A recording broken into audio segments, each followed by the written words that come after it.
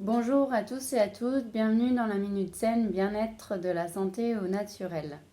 Alors aujourd'hui on va parler des émotions. Souvent ce sujet est un petit peu mis de côté dans notre société, mais aussi dans notre quotidien et c'est malheureux puisque les émotions sont vraiment très importantes pour notre santé physiologique et émotionnelle. Du coup, alors pour vous faire voir un petit livre qu'une chercheuse dans mon laboratoire a écrit. Voilà, c'est un petit livre pour les enfants qui est vraiment très très bien fait. Et voilà, j'aurais bien voulu que des écoles soient intéressées pour pouvoir en parler à l'école, mais aussi des parents pour pouvoir aider leurs enfants à mieux comprendre les émotions et à mieux les gérer, contrôler pardon, dans leur quotidien.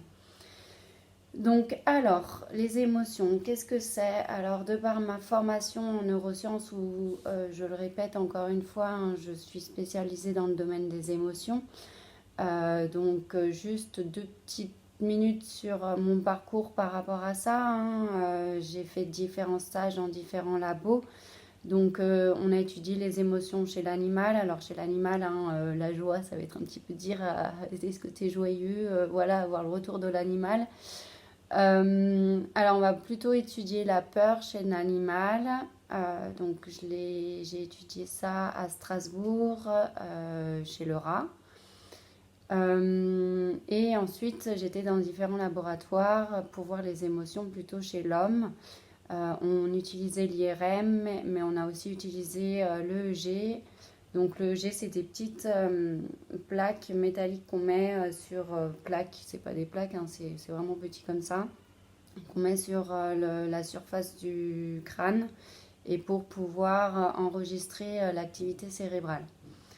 Voilà, donc j'ai travaillé aussi à Genève dans un gros laboratoire scientifique, là où la chercheuse a écrit ce livre, où je lui fais un petit clin d'œil. C'était chouette cette expérience dans ce laboratoire où j'étais en master 2 pendant une année. Du coup, j'ai suivi la mise en place d'expériences d'une thésarde sur la relation de la musique classique avec les émotions.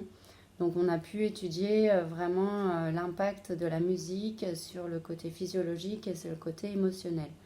Donc la musique est aussi un outil pour aider les émotions, nous allons le voir un peu plus tard dans la vidéo.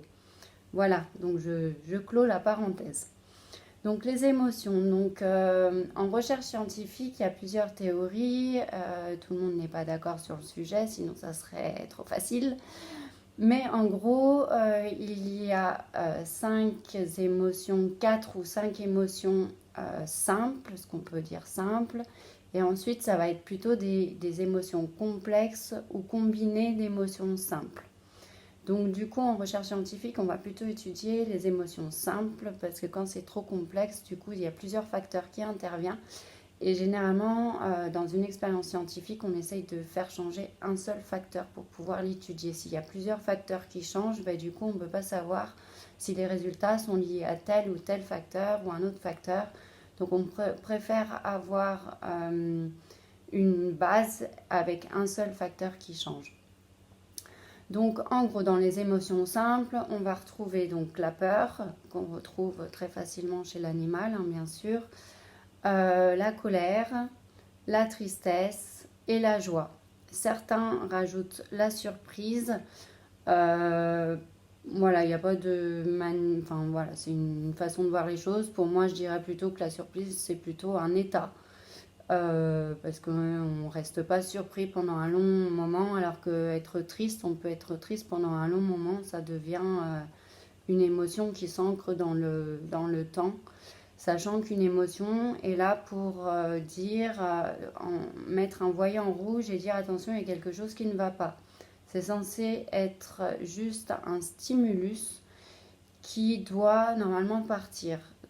C'est censé venir et partir, sauf que dans notre quotidien, dans notre société, on a plus l'habitude d'avoir une émotion qui va rester dans le temps parce qu'on ne va pas savoir l'origine de cette émotion, on ne va pas s'y pencher et du coup on ne va pas s'en sortir et on va l'incorporer dans notre corps. Donc vraiment l'idée, c'est vraiment de trouver l'origine de nos émotions, les comprendre pour mieux y faire face et mieux les gérer dans notre quotidien. Donc en gros, si on peut faire, on peut aller sur les 4 émotions que je vous ai énumérées. Donc la colère. Donc généralement quand on est en colère, c'est qu'il y a quelque chose qui ne va pas, qui ne fonctionne pas par rapport à ce qu'on voudrait faire. Donc l'important, c'est vraiment de voir dans notre quotidien ce qui n'est pas rempli, les besoins qui ne sont pas satisfaits, pour pouvoir relaxer et ne plus être en colère. Ensuite, on peut être en colère contre quelqu'un. Mais c'est toujours pareil, c'est par rapport au fait qu'on voudrait quelque chose que la personne ne fait pas. Sauf qu'on n'oblige pas quelqu'un à faire ce qu'on veut qu'elle fasse. Il faut aussi avoir un peu de tolérance et du coup prendre du recul par rapport à ça, faire ce que nous on voudrait faire et puis après proposer à la personne de faire ce qu'on souhaite qu'elle fasse, mais elle a le choix elle aussi d'accepter ou pas. Donc ça c'est par rapport à la colère, sachant que c'est quand même sur du long terme néfaste pour notre santé. La tristesse, alors c'est pareil, hein, la tristesse, on va dire que c'est le penchant de la colère. Hein. La colère, c'est sur vraiment une action plutôt chaude, entre guillemets. Ça va vraiment, voilà, ça va être un petit peu explosif. Et alors que la tristesse, on va dire plutôt, c'est une émotion froide dans le sens où on va être plutôt en recul, on va pas forcément comprendre et vouloir comprendre et on va rester aussi dans cette émotion où nos besoins ne sont pas satisfaits. Donc pareil, essayer de comprendre l'origine de cette tristesse et pouvoir s'en détacher pour pouvoir valider nos besoins et puis satisfaire notre quotidien. Alors souvent on est triste lors d'un décès par exemple, donc là c'est pareil, hein, j'ai envie de dire que c'est facile à dire, hein, qu'on n'est pas immortel, c'est un fait, faut l'accepter, c'est dur effectivement, sauf dans certaines sociétés, pour eux c'est plutôt une joie qu'une tristesse. Donc voilà, nous c'est notre société occidentale qui fait qu'on est triste, mais voilà, l'idée de la tristesse c'est quand même de voir ce qui ne va pas pour pouvoir le mettre en place dans notre quotidien et puis aussi prendre du recul par rapport à ça. Voilà, la joie, voilà, qu'on est content, c'est chouette, on a plutôt c'est plutôt positif, c'est plutôt chouette pour l'organisme. Par contre, attention à la joie excessive. Souvent, quand on est joyeux ou qu'on fait semblant d'être joyeux, et souvent, ça cache une certaine tristesse qui est derrière. Donc attention à nos émotions qu'on croit sur nous-mêmes ou qu'on peut percevoir des autres, qui peut être fausse dans notre interprétation. Parce que si elle n'est pas vécue ou bien vécue, du coup, ça cache une autre émotion. Donc une joie qui est simple et qui est humble, c'est une joie où on va pouvoir profiter avec les personnes autour de nous, simplement, sans non plus en faire trop, sans en faire pas assez. Voilà, c'est vraiment quelque chose qui se vit au quotidien, si on peut en tout cas, mais qui se vit au moment présent. Et ensuite, nous avons dit donc la peur. Donc la peur, c'est vraiment, on va dire, une émotion qui vient de notre origine animale.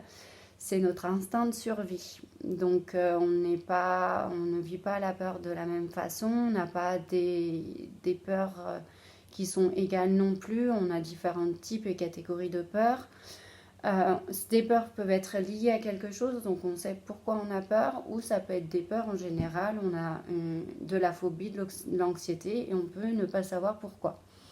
Dans tous les cas, c'est un manque de sécurité.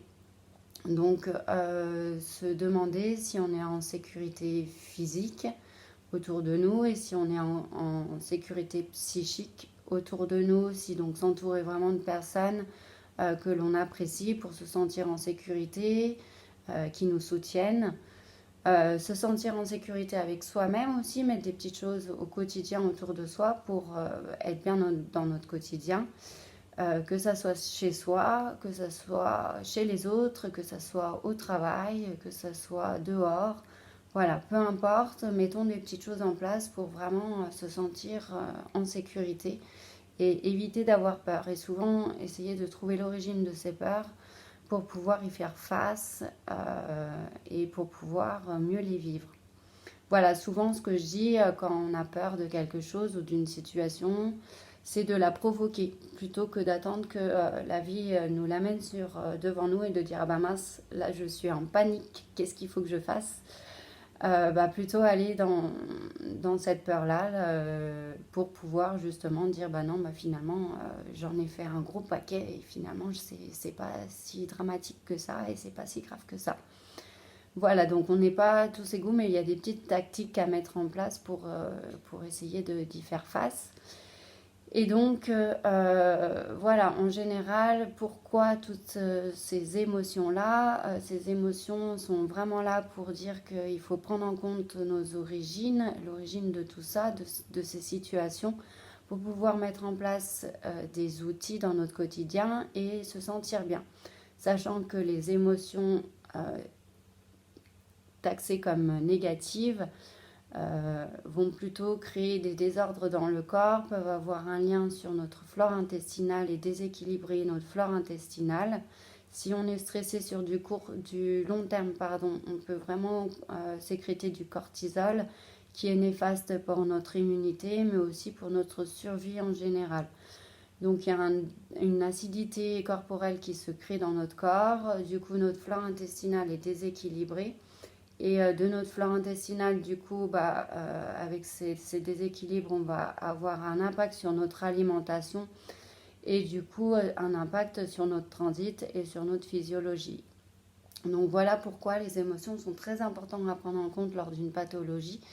Mais aussi l'alimentation, on peut régler aussi son état émotionnel par l'alimentation sans transit et par des probiotiques qui vont venir rééquilibrer ces bactéries, ces différentes souches de bactéries pour pouvoir avoir, en ayant un lien avec l'émotionnel, avoir un émotionnel qui nous correspond mieux et pouvoir prendre de la distance par rapport à la situation et savoir mieux gérer.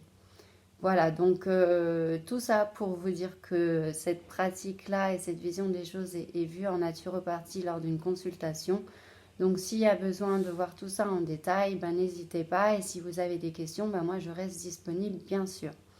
Donc si vous avez aimé cette vidéo, n'hésitez pas à la liker, à la diffuser autour de vous, à vous abonner à ma chaîne. Et vous pouvez la retrouver sur mon site internet clairesennelonge-naturopathe.fr. Voilà, je vous dis à bientôt. Au revoir.